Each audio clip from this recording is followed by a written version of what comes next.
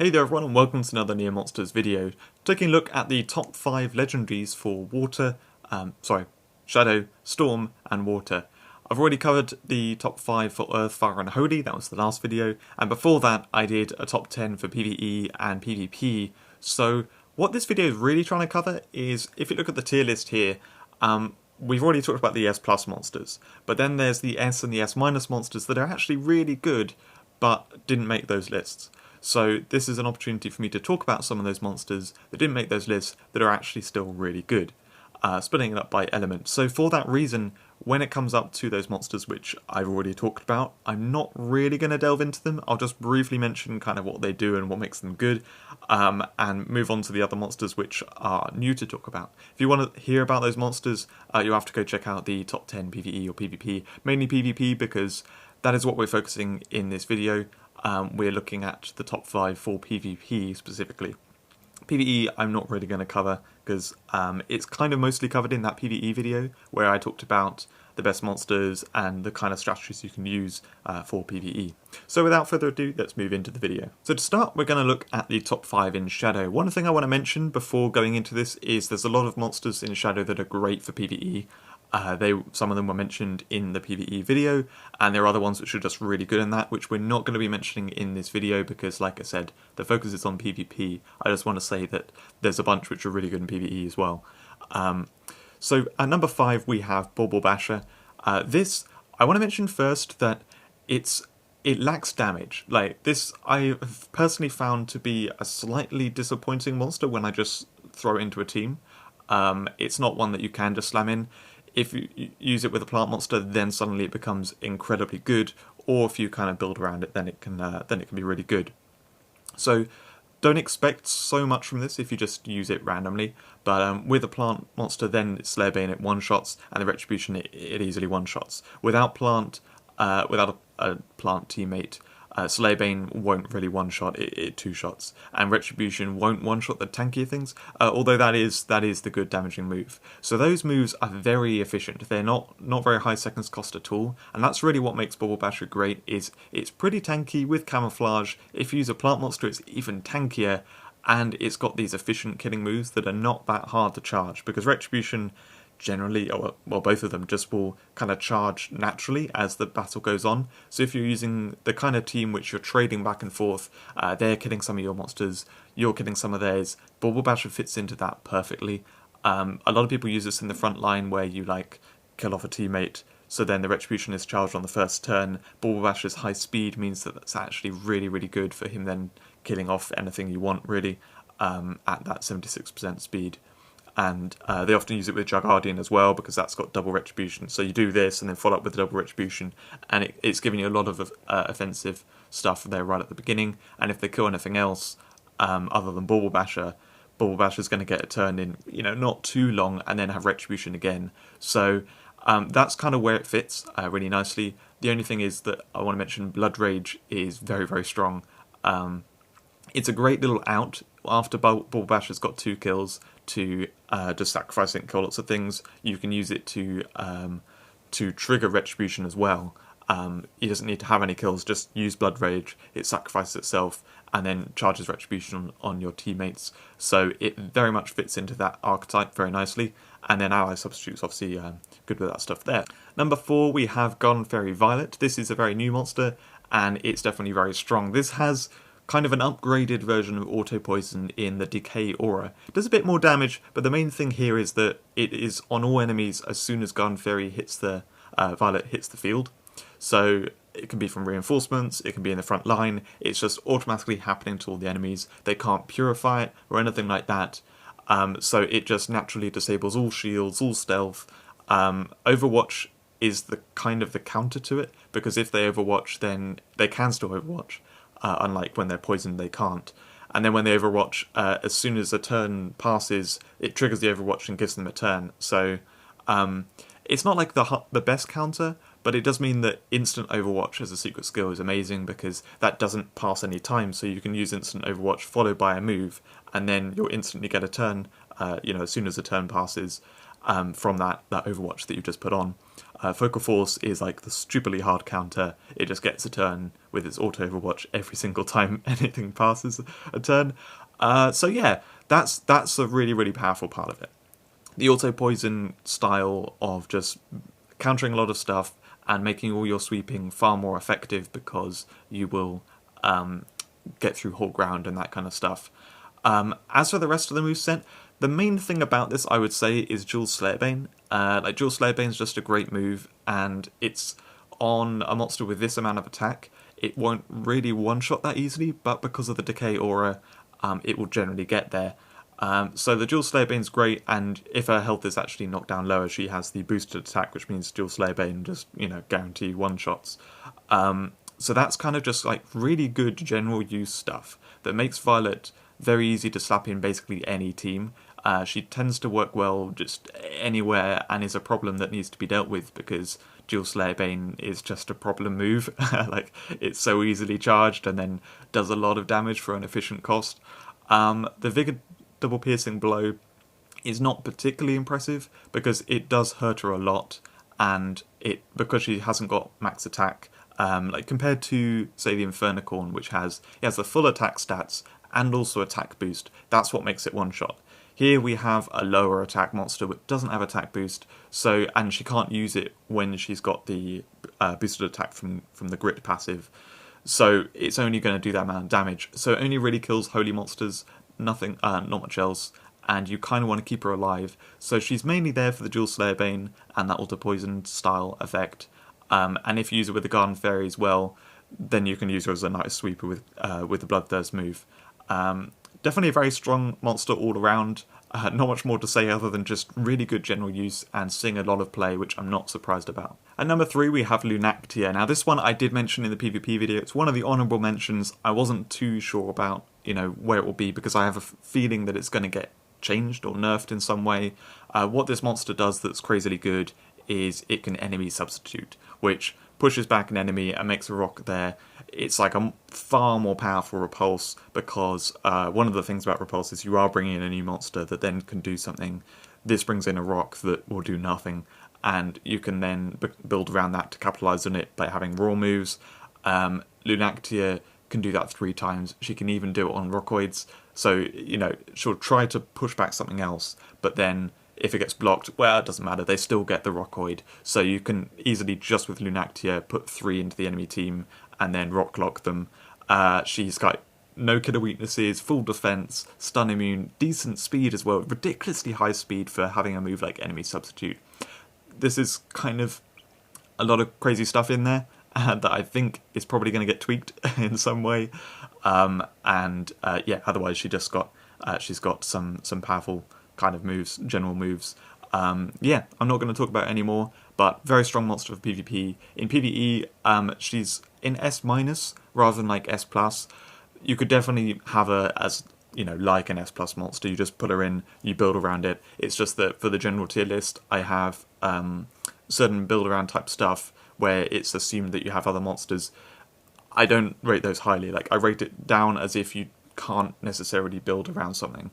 Because you don't necessarily have those other monsters. So the S- in general, she could very much be a top monster if you do build around her. At number 2 we have Deathgazer. This was in the PvP video as well. I'm not going to talk about it other than to say it's the fast forward entrance. You use this at the end of a team. It comes in, pulls all your monsters forwards. Pretty crazy to build around, and then it can support poison or be a poison kind of sweeper very, very well. Definitely one of the top monsters for PvP. And now we go into the honourable mention. This is Tenebris. Tenebris was in the PvE video. I covered it at length there, even with a video clip. So do go check that out if you want to see about Tenebris. Basically what makes it really good is it can clone itself and it's got good speed. And the clones, or all of them, when they enter, they'll stealth the whole team. And the AI doesn't deal with stealth particularly well, nor does it target the new one that came in. So even sometimes when it will try to kill the new one that came in, well, if it hits it with a multi-hitting attack, it won't kill it because it was stealthed, and then it will get a turn and be able to clone. And the damage moves, they one-shot even buffed enemies. So it just works beautifully in PvE. It's incredibly strong. Just worthy of an honourable mention there. But like I said, there are lots of other shadow monsters that are great in PvE. And another honourable mention is Spectrafin. So this is very strong all around. As you can see, it's S in both categories. This is because with the excessive force, it becomes incredibly good in PvE. In PvP, you don't need the excessive force quite so much because it's got this max attack and dual Slayerbane. I mentioned just a few minutes ago how dual Slayerbane without the full attack stats doesn't really one-shot that reliably. Spectrafin has full attack stats, so it one-shots really easily with dual Slayerbane, and dual Slayerbane just gets charged super easily. It can then be used with the other dolphins to buff them, but otherwise it's just a really good sweeper with a bit of flexibility in the swap for helper to get extra entrances stuff. You can use it with poison to use the poison massacre, which, bear in mind, if you have the union, for the excessive force, that poison massacre does crazy damage. One of the things about poison massacre is that it does lack damage a bit. This monster has full attack stats, so it is good, but with excessive force it's even better, and means that you don't have to have all 4 enemies hit by the poison massacre. You can hit 3 of them and one-shot them like that. And it's only a 100-second poison massacre too. So a lot of great sweeping here, and a bit of flexibility. It counters sleep beautifully with the Insomnia and Night Watch, which I personally love in PvE. When you meet these sleep monsters and stuff, and you have the excessive force going on, you can Night Watch through them so fast. It's really good there. And when you do meet that in PvP, it works really well too. So moving on to number 1 for Shadow, it's an Overdrake. Shouldn't really be much surprise. This was covered in both my PvE video and the PvP one. It is one of the best monsters in the game. It's crazily good. It stuns all the enemies by itself with high speed and hold ground. It's hard to stop doing that.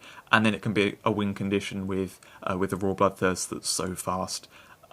If you can heal or support it in any way, it makes it even more reliable. You can even build around it for Assisted Dusk. There's so much this monster does for control and damage that it's definitely the best shadow monster in the game, excluding Tenebris for PvE, of course. So moving into top 5 for Storm. This, I need to mention first, Storm has a lot of S+ monsters. I've covered actually all of the top 5 in the PvP video, so I'm going to be doing a lot of honourable mentions and skipping over the ones which I've already talked about. So yeah, let's get into it. Ryzen, this is the one that was an honourable mention in the PvP video. Basically, it's a really good stun control type stuff that's hard to kill. Times Up can remove stun protection, so it's just really good like that. This supports stun teams beautifully. You can use it pretty much anywhere. It does get locked by certain things, like a stun absorber with camouflage, but yeah, basically there's a few cases where you can't really use its moveset properly because it only has double hitting attacks, but basically it's very, very good. There's no doubt about that. Going on to number 4, this is one, from here on, it's all stuff I've definitely talked about at length. Abakan is one of the top stun immune sweepers. It's very easy to charge for its first turn to use double poison drain X, which is a really efficient, stupidly high damage move that can then get a kill, and it's got Blood Fury. It doesn't matter if you hit camouflage stuff where you can't use these double hitting moves because you've got Stealth Bane. It's even kind of supports poison with dual poison touch. So yeah, just really, really powerful stun immune sweeper. And even works in PvE as well. Vixierid, this, as you can see, S+ in both categories. This is a crazily good monster all round. It's better in Link Storm, but it's good even outside of Link Storm. If you use it in Link Storm, it's the best monster in your team with great sleep control, both with its revenge and also the secret skill. In PvP, it is mainly about that sleep stuff, and then supporting it in whatever way you need it to. I would say it's better to do the support stuff as opposed to Transient Bash, and saving Transient Bash for when you have to kind of use that. But yeah, it's a stupidly strong monster that is definitely being used quite a lot by people, and in Link Storm you absolutely have to use this monster if you have it, because it's very, very good. Moving on to number 2, we have Malwing. Malwing, this is mostly about the entrance, tranquilizing entrance, which... Just say there's a stun absorber in the enemy team. What will typically happen is it will stun the stun absorber out of play and then put a second monster to sleep. So then suddenly the battle is a 4v2. Malwing, its main power comes from that, but it's also got some really nice stuff for Blowback, using it for setup, because it's, it is a knockback. So you can do that to kind of help control and set up what you then want to do. Which, given that, you know, it will probably disable 1 or even 2 monsters when it comes in, gives you a lot of control in the battle. And it can also be a sweeper. That Reckless Time Strike only being 70 seconds is very, very efficient. So, yeah, it's actually surprisingly good as a sweeper. Those other 2 moves as well, being 100 seconds, it's, you know, it's fast. It's not like it does a bit of sweeping, but it's not that great. It's like, no. If you can ever charge this, or, you know, the situation allows it to be a sweeper, it's a good sweeper. So this monster, definitely very, very strong, and I have no doubt that this will continue to be strong in the long run too. So now we'll talk about the honourable mentions, and these are ones which I'm going to talk maybe a little bit more about. So Leergeist, that said, Leergeist I have already talked about. This is really good in both PvE and PvP. Basically, it's really good stun protection for your team, being a stun counter monster, and Crescendo charges surprisingly quickly, so it only needs a few attacks, like, you know, 2 or 3, and then it's doing good damage. And at that point, then, if there's any stun around, it can use Crescendo Blast to grab a kill, and then immediately get a turn because of the stun, so then it even charged its Crescendo up more while doing that. And it's got a bit of kind of combo potential with Inspire, or you could even use it in the front line and do like Life Flip Self and then pull back something into a lava entrance to kill it off, charge Retribution. You know, there's some kind of extra stuff which you can do with Leergeist, but predominantly it is stun protection that is very aggressive, and it only needs a little bit of time, and then it's, you know, charged and sweeping. In PvE especially, that's very good, that you can charge up the Crescendo and really turn it into a sweeper. Centurion now, this is one that I definitely wanted to talk about before. This is a really cool monster that works very, very nicely for its particular role. This is a tool for countering sleep. So when it enters, it instantly gets a turn. Even if it like stuns stuff and gives them turns, you know, through stun converter or stun counter, it still gets its turn first, and then it can instant purify. That instant purify is great against poison, but predominantly it's good against sleep, because it completely turns around their sleep lock or whatever they're doing. They're controlling your team with like sleeping a couple of monsters. That's undone, and then Centurion can use Night Watch to kill the sleeper, so that they can't then, you know, put sleep on your team again. So this is a really harsh counter to sleep, and it's good in the end game, or like towards the end of a team for that reason, because if they've kind of managed to take control with sleep during the match, then it can give you a chance to come back into the match without having the risk of like Centurion too far forwards and then it comes out and doesn't really do enough, or comes out before the sleep hits and then they just sleep Centurion first, or, you know, something like that. So you use it kind of towards the end of your team, and it's a counter to sleep. It can also do like be a sweeper. The champion entrance is good. Like, people knock stunning entrance and stun revenge, but to be honest, I find more often than not they're very useful. Like, if it lands at the right time, it can be so good, and most of the time it's mediocre but helpful. So having that while being a little challenging to kill because of the shield, and hopefully you can try and charge this either with Counter Strike or like a Night Watch and something on hold ground, it can become a sweeper fairly easily. So the complete package here is really nice as a tool for PvP. And I've got it low for PvE, it's in C tier, mainly because I just think there's monsters which can kind of do something more reliably, and having that counter to sleep is not necessarily needed, but it's actually pretty useful there as well, just for the stun, and then if you can, like, you know, put something to hold ground beforehand, you can charge it as a sweeper, and it's actually pretty good in PvE as well. Honourable mention number 3, we've got Nautacruiser. This, if you haven't seen it, this is a very strong monster. It's S in both tiers, and definitely one I wanted to talk about before. It's great in Link Storm for the Enemy Accelerate. Because it's such high speed, you can put it in the front line and speed up your Link Storm team, or it can just come in at any point and speed up what you're doing. Enemy Accelerate, generally speaking, is one of those moves that's kind of like, you have to find the right window to use it. But I would say this monster pulls it off really well, because it doesn't immediately say kill me, but it's awkward to get rid of as well. So it can kind of do the Enemy Accelerate and then manage to get to its turn and then do its thing more often than you think. Most people who know they faced Nautacruiser enough and seen how horrible it can be, they try and kill it first. very quickly. But yeah, generally speaking, I'd say it's one of the better LM Accelerate monsters that you like, better than you'd think.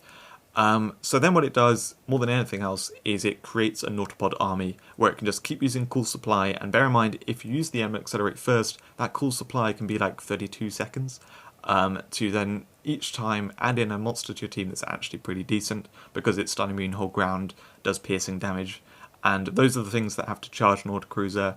Otherwise Nauticruiser can charge itself one time, but one of the great things is that those Nautipods are stun immune, so you can actually, if someone's trying to stun you or something, or you can see that they want to stun you in the future, creating that Nautipod army means that you're actually very resilient to stun, while having this, these monsters that are good.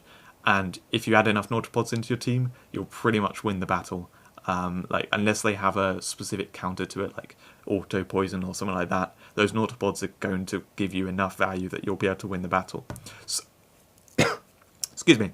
So yeah, very strong monster, a lot of fun to play with as well. And our last honourable mention is Griff King. So this recently got a buff to give it Stun Converter rather than, oh no, just added on Stun Converter, I was going to say, instead of Stun Revenge, but it's still got that. So this monster is a mortar monster, but it's very much like a mortar combo monster. It doesn't even really have to be used with mortar, because it can just do this give turn stuff that's really good. It's kind of like a alternative version of a team turn monster. So for, like, in the same way as team turn, it's pretty slow. It will come in, it will load, it has to wait until it gets a turn. It's like any other mortar monster, but then it can dual give turn to two things, and then instant reload and dual give turn again, so it can rapidly give your team a lot of turns. With the addition of Stun Converter, makes it very nasty for, if you ever meet any stun, then you can just give extra turns to your monsters. If you use this in mortar combos, what I mean by that is predominantly using it with Botanic or Sacrosphinx, or the recent addition of Gandalf Frog. Those can all load Griff King, which means that Griff King can repeatedly use the dual give turn, so you're rapidly giving your team extra turns the whole time. And with Stun Converter, it means that you're doing that, and then if stun hits your team, well, then it just helps you because you can do it more. Yeah, it's very strong when you can get any of that stuff going on, or otherwise, just as a generally good give turn monster, it definitely works now that it's got the Stun Converter. And then at number 1 we have Padronorca, which I talked about in the PvP video, so I'm not going to talk about it more here. It's another stun immune monster that is like a top sweeper for PvP. Got great stuff there, along with the Raw Slayerbane that's like the good general use stuff, general use move, and because it's got camouflage, it's surprisingly hard to deal with. It is quite squishy, so it dies easily when attacked, but it's just crazily good. So now we're moving on to the last element, which is water. So water, one thing I want to say about this is that it only has one S+ monster in PvP. Water is very good though, but yeah, because of that I haven't really talked about it much yet. And so these monsters that we're talking about, they're really good, but they're not, none of them really to me feel like the most overpowered crazy thing. There's a lot of good water mythics, but water legendaries, they tend to be, they're strong, but not just like, crazily broken. So at number 5 we have Polar Boss, which is much loved by a lot of people in the community, and I'm happy to talk about it here. It is very good in both PvE and PvP. You can see it's in S category for both of them. It's a great Crescendo monster. The fact it heals the whole time. When they buffed Crescendo, in fact, Polar Boss in general has been buffed 2, maybe even 3 times, I'm not entirely sure. So yeah, the Crescendo gets damaged very quickly, and so it only takes a few attacks, and then it can start, like, really killing things off at rapid speed. Basically what people do is they use this behind protectors and they accelerate it so that it can just keep attacking rapidly, and makes it so hard to kill because, you need to kind of hit it to hold ground and then kill it off in that tiny window of like 35 seconds or whatever it will be. So yeah, very strong sweeper that you can build around. Otherwise, it's actually just kind of good enough to slam into any team. In PvE especially, it just works really, really well. Yeah, strong monster, definitely one I love. Number 4 we have Gaiomorai. This is another one I really enjoy. This is not so good against Mythics because its main damage move is Overconfident Strike, and that does enough to just about kill Legendaries. It's not reliable killing the lower speed legendaries with the higher HP. When it comes to mythics, it doesn't really one-shot any of them. So it's not so good against mythics, but against legendaries it is brilliant, and it counters storm monsters very nicely. The really cool thing here as well is the Link Slowbane All. So mainly, people don't really use this monster unless they're using Link Water, and then it's a case of it comes in, it's got reasonably good speed. If they don't kill it before it gets a turn, well then it can Link Slowbane All and sweep all the enemies. So that's the main use of it. It's the Link Slowbane All, but then it's also got good damage moves in the Overconfident Strike and Counter Strike. One thing which I think gets overlooked a bit too much is the LM Accelerate. Like on Nautacruiser, which I love that as an LM Accelerate monster, I love Goemure as it because it doesn't need the LM Accelerate at all. Like, it's got good damage moves, the Meditation as well to, like, you know, recharge its Overconfident Strike. But sometimes you catch that little window where you're like, actually, I don't need to kill something at this point, and these monsters that I have on the battlefield are going to stay alive for a while, so I can LM Accelerate. And this monster, because people are using it in Link Water, it fits that perfectly, where you can do the LM Accelerate, and then your team just turns into, you know, crazy kind of power. So yeah, there's a lot to love on this monster. It works out really nicely. In the long run, though, it may do worse because it's not good against mythics. At number 3, we have Dolphreeze. Now, Dolphreeze, this is part of the whole dolphin cycle. It can work really nicely with them because of the dolphin bond. I'm not really going to cover that so much because I would say it's good anyway. It's just that it's one of the better dolphins that you can slam with the other dolphins, and then it becomes stun immune, and you know, it's times up, guarantee one shots or whatever, but like times up is a good move anyway. So what this does is it counters chrono monsters more than anything else. You can also help charge its Blood Fury when there aren't chrono monsters by using, you know, putting something to hold ground and then killing it with Blizzard. The instant enlist, people talk down protectors in PvP. You do have to be careful about using that. Like, if they've got a lot of raw monsters out, you don't use that secret skill because it will work against you. But under the right circumstances, you can use it. And the fact that it is a secret skill, originally it was a passive, it was, you know, an entrance passive. Because it's a secret skill, you can choose whether or not you use it, which is a lot better because in those instances where it will backfire, you just don't use it. So this counters chrono monsters and then has Blood Fury, and it's surprisingly tanky, no killer weaknesses, so it works out really well. With the other dolphins, is even stronger, definitely a strong monster all round for PvP.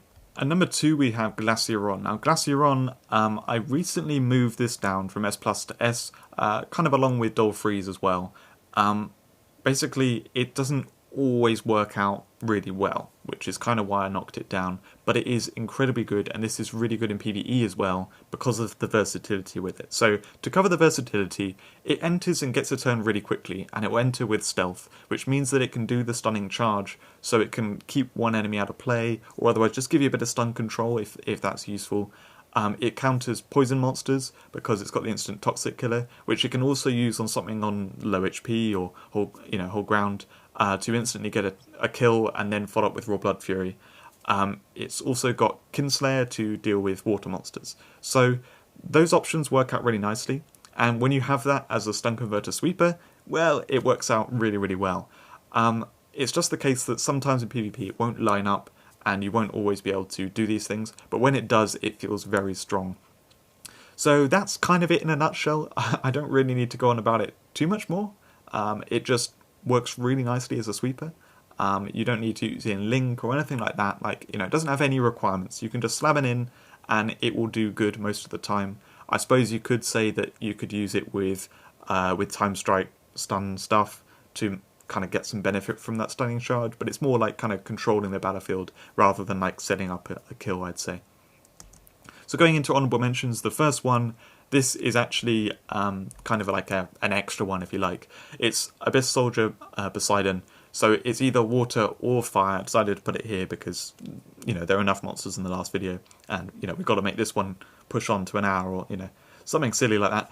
So this monster is recent, so I don't have like the best kind of gauge of how powerful it is, but it is definitely powerful. In a nutshell, it's a stun counter monster that you can just generally use anywhere as long as you can meet the soda requirement.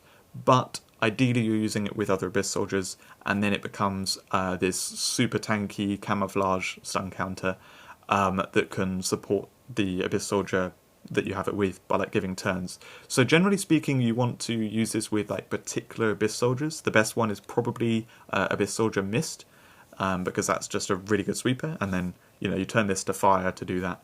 And otherwise, there are certain setups that people use with it. It's definitely viable in top level PvP in certain setups. It works nicely with like retribution type stuff, because Vengeance is it's an upgraded retribution move. It just has piercing on it, so you can use it like that and do that to like bring in Abyss soldiers, or well, there's like the Storm one with retribution as well. So you kind of get where I'm going there. You can build around that. There are a few different ways you can build around it, and I know from facing it, like I've got this monster and I've used it myself, but from facing it, it can be very awkward to deal with, because it's really, really tanky when there's an Abyss soldier there, and then if you kill the Abyss soldier, well then, when this gets a turn, it can Vengeance to kill something itself, or it can like Abyssal Command to like create another one and get the tankiness again. The only thing is that Abyssal Command can make one that's the same element as either Poseidon, in which case they're both kind of locked down, or one of the other things, one of the other elements that you have in your team. But yeah, generally speaking, really good stun counter monster. It's in the shop, and I would highly recommend people getting it. If you're a newer player and you need some stun protection, this is definitely a decent option, and I would recommend picking it up and kind of learning how to play with it, because it's not the easiest monster to play with, but it is definitely very strong. And as you get more Abyss soldiers, or you buy the Abyss Soldier Mist from the shop, you'll find that you can use it even more effectively. And honorable mention number 2 is Karukenshi. So this is basically a Link Water monster. It's very, very strong in Link Water. If not the best monster in Link Water, I think it's probably the best. But it didn't quite make the top 5, so definitely worthy of a mention here. And it's really good because it comes in and shields your team. Like, that effect is so powerful. Like, yeah, it can be countered by poison and stuff, but if it's not countered, which most of the time it's not, it's really hard to get through. When someone sees Karukenshi next in line, they know they're in some trouble, because they thought they had control over the battlefield, they killed something, and then, oh no, the next monster I kill, well then I'll have to deal with shields and everyone. So yeah, very strong in that way, and it means that it can often get to a turn where then it can start doing this link dual give turn, giving turns to your monsters, and if you have like Blue Maluga, it means that you're stun protected, and it can bring Blue Maluga back into play if you do get stunned. It just supports a Link Water team beautifully, as well as kind of being a bit of a sweeper itself. If it's going to be a problem, well then the secret skill can get rid of it, and do a kind of Death Gazer type effect, fast forward entrance. It just works out really, really well. Supports Link Water strategies beautifully. And lastly, the last monster in this video is Blue Maluga, which I've covered already. It's a very powerful stun protection monster that can also work as a sweeper, can also help with control, with a water cannon. There's a lot this monster does. It's very, very powerful and works in a lot of teams. You don't need any mortar support with it, but it does work well with Griff King that we talked about earlier. This monster is very strong. I'm not going to say anything more of it. This video is already long enough, so I hope you enjoyed watching this video. This was the last of going through those kind of monsters.